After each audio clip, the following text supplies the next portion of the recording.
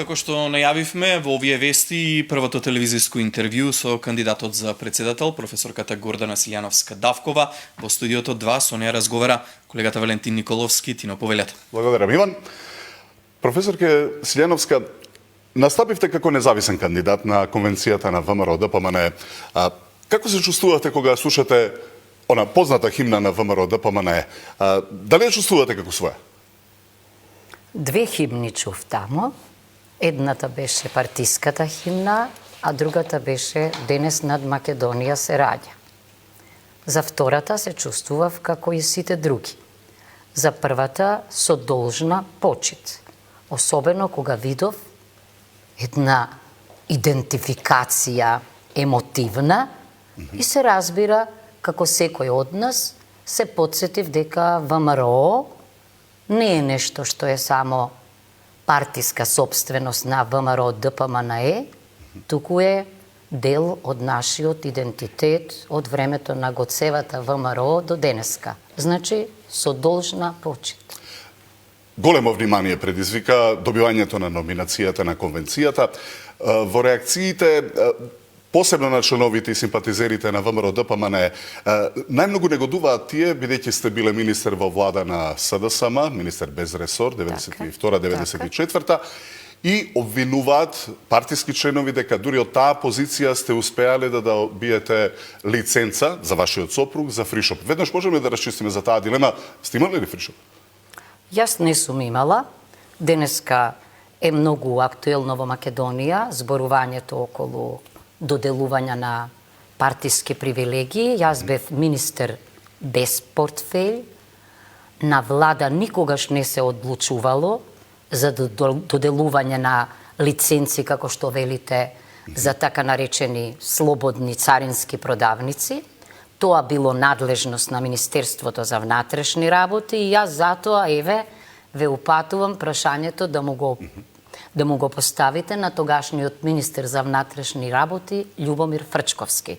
Значи, јас сум била во позиција да влијам, но ниту сум можела, ниту сум влијаела. Значи, ве молам во едно идно интервју да го прашате оној кој што веројатно со својот тим доделувал. Добро, фришопот постоел, не бил ваш, ако можам да сватам. Фришопот постоел, јас тоа не го негирам, но јас не сум учествувала во никакво доделување. Неминовно е од вашето минато и учеството ваше во управниот одбор на фондацијата Сорос и корисник на нивни фондови. Сте биле? Никакви фондови не сум користела од фондацијата Сорос. Да, ме примиле извесно време и ме разрешиле во моментот кога прифатив да бидам председател во фондацијата на Глигоров. Значи, да разјасниме. Ако мислите на тоа фондови... Мисламе, таму има вашето име на една книга што е финансирана од фондот.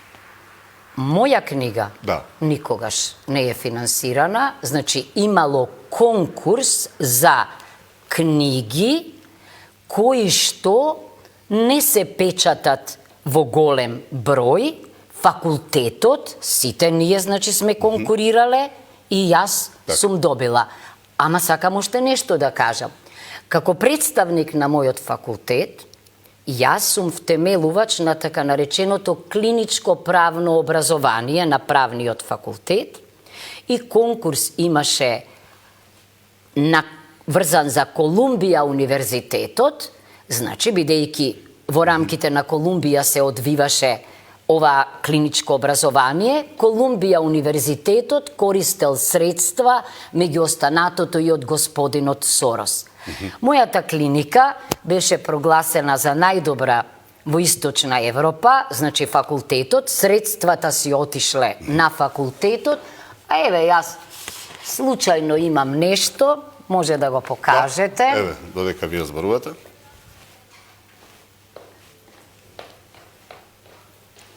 Значи, тоа е професорот Филип Дженти од Колумбија универзитетот, евалуатор на клиниката, и јас тука го прогласувам за професор хонорис кауза на Универзитетот Кирил и Добро, Методи. со овие аргументи ќе одите да ги разубедите? Овие средства јас никогаш, Така. значи не сум ги користела, туку мојот факултет. Со овие аргументи ќе ги повикувате членовите и симпатизерите на ВМРО ДПМН да гласаат за вас, нели, да ве поддржат, со оглед, или каков став имате ве сега од оваа дистанца за фондацијата Сорос? Дали таа придонесува за подобрување на демократските капацитети на земјата или пак урива демократски избрани власти? Не, јас таква оценка не можам да дадам, но знам едно, дека во 90-тите години господинот Сорос на Република Македонија и даде кредит во време кога имавме ембарго, нафта немавме, значи. Знам дека господинот Сорос исто така, не само во Република Македонија, туку и во други земји, во рамките на филантропската мисија финансирал образование, здравство, социјална заштита, но исто така го знам и она што господинот Киро Глигоров ми го има кажано, дека во моментот кога господинот Сорос манифестирал амбиции за политичко влијание во Македонија, тој го замолил да не го прави тоа. Значи, не знам зошто јас би оценувала дали што направил, како направил. Јас едно знам дека... Честото управниот одбор го оставаме во минатото, така со ова што е сега актуелното во однос на фондацијата него. Јас, значи, тоа било во 90-тите години, некогаш дури првите мејлови беа со, значи, фондацијата Сорос, зашто тогаш немаше друг начин. Универзитетот го користеше тоа. Ми е јасно зошто тоа би фрлало некаква дамка. Бидејќи тоа го има расширено по социјалните мрежи секаде и легитимно прашање и легитимен ваш одговор. Тоа што де факто ќе биде главното прашање во оваа кампања е дали во случај ако победите, дали ќе дадете заклетва за председател на државата пред Уставот на Република Северна Македонија? Видите да ве подсетам нешто. Председателот на Собранието ги распиша изборите за председател на Република Македонија. Јас се уште не сум тоа, ако бидам, значи ќе чуете тогаш како ќе се заколнам. Јас се разбира дека го почитувам Уставот и законите и соодветно на тоа ќе се однесувам и при заклетвата, но да подсетам сиве овие и председател, и премиер, и министри се заколнаа пред Уставот на Република Македонија, во ниту една програма не најавија промена на името, па немаат никаков проблем. Не, ќе треба да влезете во објект, во зграда, во кабинет, на кој ќе пишува председател на Република Северна Македонија, ќе треба да комуницирате со меморандуми, со печати, на кој што ќе треба да го има истото име. Како и во со меѓународна заедница и со внатрешните институции, доколку се противите, како ќе комуницирате? Може ли да ви изолирате? Не, видете, прво изразот противење е несоодветен. Јас реков дека ќе ја почитувам реалноста, сигурно дека нема да земам чекан, па како царот Душан на мостот да рушам. Тоа е едно, ниту ќе го вадам називот, ниту ќе ги фрлам печатите, се разбира. Меѓутоа, во секоја прилика, во секоја средба и дома и надвор, ќе укажувам на проблемот со кршењето на меѓународното задолжително право и Уставот на Република Македонија. Тоа мислам дека е во сферата на мислата, а не во сферата на акцијата. Добре, лидерот на партијата. Изолираноста. Видите, апсолутно легитимитетот на председателот на Република Македонија е највисокиот не само во Република Македонија во однос на другите избрани лица, туку и во европски рамки, бидејќи во вториот изборен круг никаде не постои изборен цензус и интересно, 3 пати Венецијанска комисија и препорачува на Република Македонија да го тргне изборниот цензус во вториот круг, но наместо тоа сега ние слушаме дека може би е попрактично и прагматично, односно поконзулски, за целата власт да биде лоцирана во парламентарното мнозинство, да се бира председателот во собранието на Република Македонија. Вие лидерот на партијата од каде ја добивте номинацијата Мицкоски најави дека кога ќе дојдат на власт ќе се обиде да направи ревизија на договорот од Преспа, дека може подобар договор да се направи. Како е можно откако истиот е депониран во Обединетите нации и целата меѓународна заедница го поддржува? А со тоа што велите вие, да, меѓународната заедница е практична и прагматична за разлика од врвни професори по меѓународно право и по уставно право кои што укажуваат на правната проблематичност на овој договор.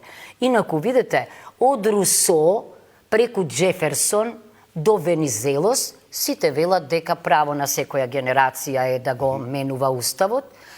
И миња смениле Свазиленд, Горна Волта, станала Буркина Фасо и така натамо. Да кажете, дефинитивно за да се врати? Не, јас ќе користам, значи прилика, се разбира, јас сум може би како професор по уставно право, идеалист, но кога сте председател на државата, ако бидам, се разбира дека политиката бара да сте реален. Но тоа не значи дека јас научната и етичка половина ќе ја фрлам, секаде ќе укажувам отворено на проблематичноста на тоа решение. На што ќе се повикувам? Па ќе се повикувам на она што мојот колега, чувениот професор Крафорд од Кембридж го кажа во Хаг дека правото на самоопределување во себе го вклучува правото на име, на знаме, на химна, на грб, на политички систем и дека тоа важи за секоја држава, па и за Република Македонија. Исто однос ќе имате и кон стратешките интеграции ЕУ и НАТО, ако е јасно таму дека нема ни милиметар помрднување напред ако се наруши Преспанскиот договор. Видете, никој не вели нема таков услов за ЕУ и НАТО. Ние знаеме дека услов беше решавањето на проблемот, Преспанскиот договор и јас немам намера да го негирам она што сите влади претходно го правеле, а и народот го поддржува. Значи, едно е членството во НАТО, а друго е кога ќе стане, кога ќе дојде на дневен ред или кога ќе се спомене с Преспанскиот договор, јас да укажам на неговата правна проблематичност. Постои партијата која стои зад вас, исто така остро се спротивстави на законот за употребата на јазиците, што се објави во службен вестник и веќе се спроведува без подписот на председателот Иванов. Дали сметате дека можеби може да се врати назад еден ваков процес, нели, како што е употребата на албанскиот јазик, кога тој станува веќе стекнато право? Не постои стекнато право на неуставен начин. Значи, јас направив една уставно-правна компаративна анализа на овој закон, низ призма на рамковниот договор, низ призма на уставот, но исто така и низ призма на двата најважни документи, европски, на кои во рамковниот договор се упатува. Тоа се Конвенцијата за регионални и малцински јазици и Рамковната конвенција за заштита на правата на малцинствата. Значи, Уставниот суд е тој кој што кажува дали е нешто уставно и неуставно и кој што може да укине или да поништи закон или дел од него.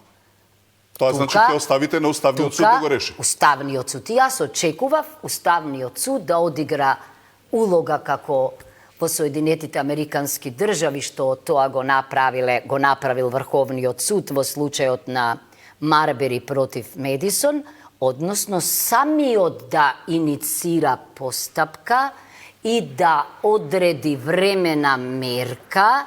Зошто? За да не дојде до ова што викате вие, третирање на еден процес неуставен како неповратен, иако е спротивен на уставот и на законите. Директно со ова прашање е поврзаноста на така нареченото джебно вето. Вие најавивте, ми се чини, дека ќе ги редуцирате или ќе ги промените ингеренциите на председателот во друга форма. Да. Но што е со ова джебно вето кое што предизвика уставни и законски, би рекол, недоразбирања па и кавги помеѓу и приврзаниците и противниците на тоа право? Да. Треба да остане или дополнително треба да се дообјасни, да се промени во законот и во Значи вака, прво не сум за ограничување на ингеренциите на председателот, оти ингеренциите на председателот, ако ги споредите со неговиот изборен легитимитет, се мали, но јас сум повеќе за тоа, одошто за пошироки ингеренции на председателот, од стравот дека во услови на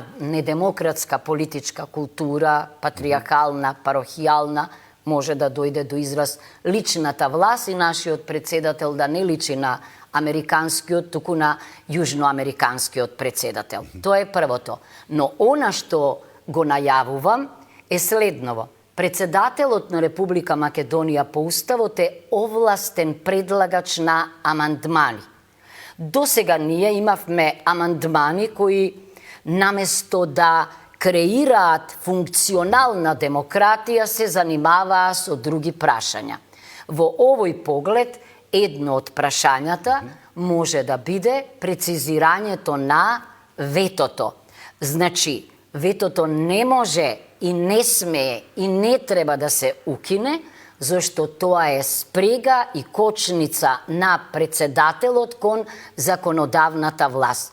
Но во идни уставни реформи кои јас ќе ги инициирам, формирајќи експертска група на домашни и странски конституционалисти, зашто во многу ситуации во овие 30 години се соочивме со нејасни одредби, непрецизни одредби, со правни празнини, меѓу останатото да се регулира и прашањето за ветото, за да не дојде до дискреционо овластување. Имено, никој не го чита членот, како што пишува во него, дека по разгледувањето на забелешките, значи, може да се гласа, немаше никакво гласање, туку имаше триумфалистичко хорско гласање на пратениците, значи тоа беше изоставено, а мора да постои. Во најголем број од уставите во светот точно е предвидено како се постапува по ветото на председателот на Значи, државата. ќе мора да имаме разјаснување. Во тој контекст, на истиот начин, или обвинуваше опозицијата дека е избран председателот на Собранието. Ако станете председател, Да. ќе соработувате ли со председателот на Собранието Талат Џафери? Да. И кој што во случај на немање цензус и може да стане веде председател на државата. Видете, господинот Талат Џафери е актуелен председател на Собранието на Република Македонија, кој што ги распиша и предстојните избори. И тоа е еден ноторен политички факт. Инаку, Што му дава легитимитет? што му дава легитимитет, меѓутоа, не можеме ние да ја заборавиме, зборувам да кога ќе пишувам научни трудови, јасно е дека изборот што се случи во Собранието на Република Македонија, во услови на мобилни телефони и сликање, во услови на нејасност дали постојат 61 глас, во услови на крајно невообичаено председавање, бидејќи по уставот со таа седница треба да председава председателот, бившиот председател на Собранието, а ако не може тој тогаш најстариот член, а замислете најстариот член во монархиски манир му го предаде правото на председавање, не баре го наследил на господинот Мисовски. Како претендент? Сето тоа фрла, значи недемократска светлина на чинот на изборот. Како претендент за највисоката државна функција Да. и како еден од тие кои меѓу првите го предложивте председателот Иванов и го поддржавте за номинацијата еве во 2 мандата. Кратко, дали можете да ми оцените кои беа неговите неколку најголеми доблести, но и неколку најнегативни работи и како би постапиле вие? Не би се осудила да правам таква оценка, би направила таква оценка доколку не е тој при крајот на мандатот.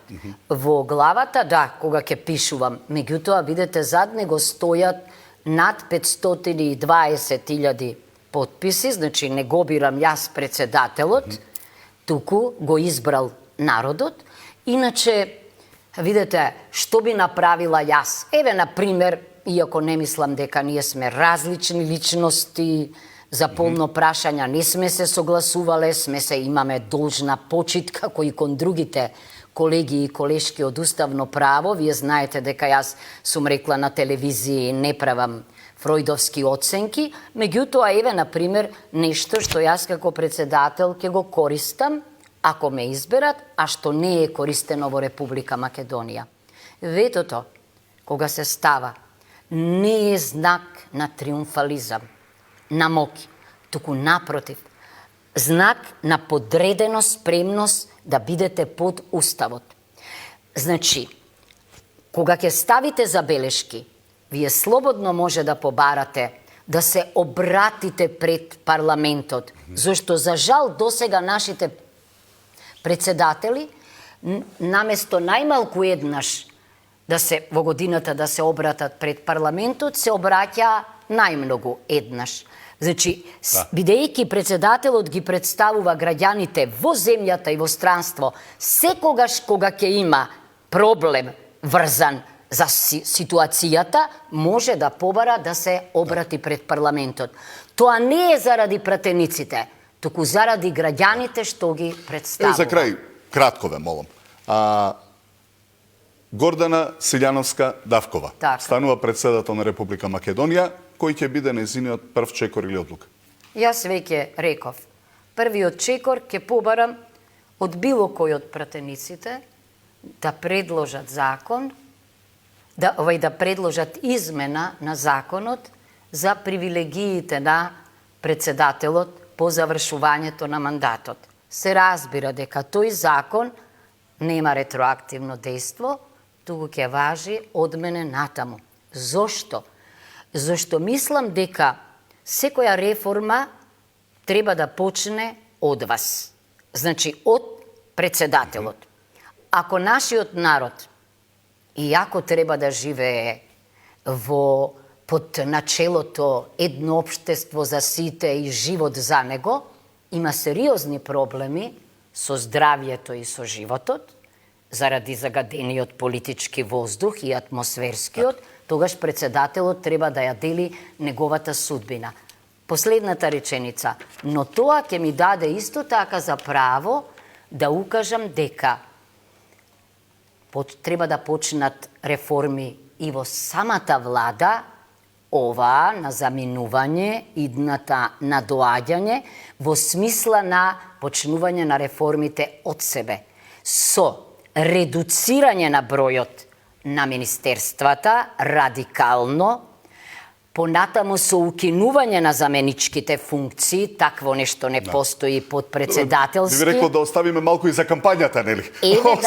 Велат не сум кажала, значи јас имам долга листа и што и да се случи, мислам дека ќе ја разбуркам ова политичка бара. Госпоѓо Силјановска, ви благодарам за ваше прво интервју во телевизиски медиум по вашата номинација за кандидат за председател на Република Македонија. И јас ви благодарам на поканата. Иван, тоа е се од студиото 15.